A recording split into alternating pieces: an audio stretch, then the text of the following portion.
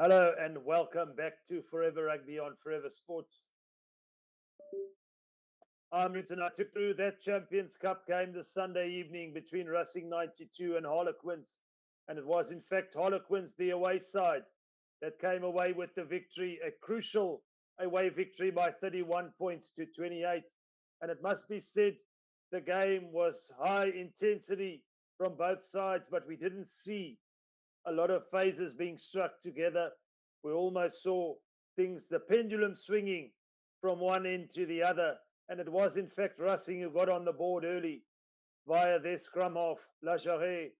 And then, of course, two quick tries from Harlequins, should be said, that sort of stung Racing there for the moment. And then, of course, that wonderful drop goal from a goal line dropout from Marcus Smith had the score up to 17 points to 7, approaching halftime. And one thought that Harlequins just seemed to be a little bit more intense in that first half.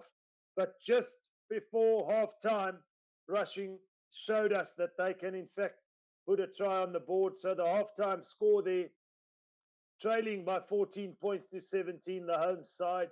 And you would want to think that at halftime, the coach of Racing, the likes of Michalak and Lancaster, would have got stuck into the players, because from that halftime break, the second half started, and immediately Lajarret, the scrum half, scored his second try, and all of a sudden things were different. The scores were level, or the scores were 21-17, should I say. Racing went ahead, and then again, a guy like Ibrahim Diallo, ever present all night with the likes of Siakolisi at his side, the other loose forward, the Springbok captain, working tirelessly, showing leadership skill, showing exactly why he is the Springbok captain, put them over. And for the moment, they were ahead by 28 points to 17. But then, just like that, Harlequin struck back with another try.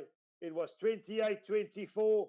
You thought it was on a knife's edge, and then Harlequin struck the winning blow to put themselves ahead by 31 points to 28. There was some possession for Racing towards the end of that second half, but you almost felt that they were playing reactively rather than proactively. And one feels for the 2-3 penalties that they did manage to get 5 meters out from Harlequin's line on the 80th minute, that they went for a decision to tap and go, perhaps, which is out of the ordinary. We have seen it before, but perhaps setting up the line out.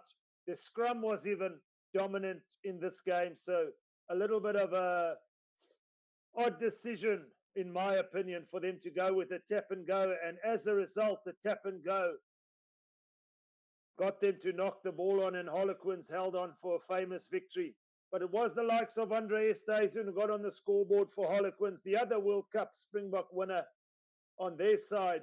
But as we mentioned, an away victory as crucial as ever in this Champions Cup.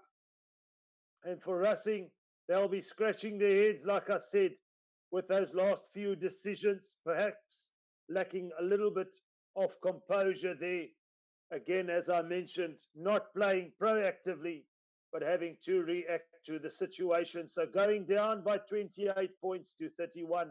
It's been a pleasure to have all of you who tuned in. From myself, Roots, here at Forever Rugby, at Forever Sports. Until we meet again on the Rugby Field Live. Bye for now.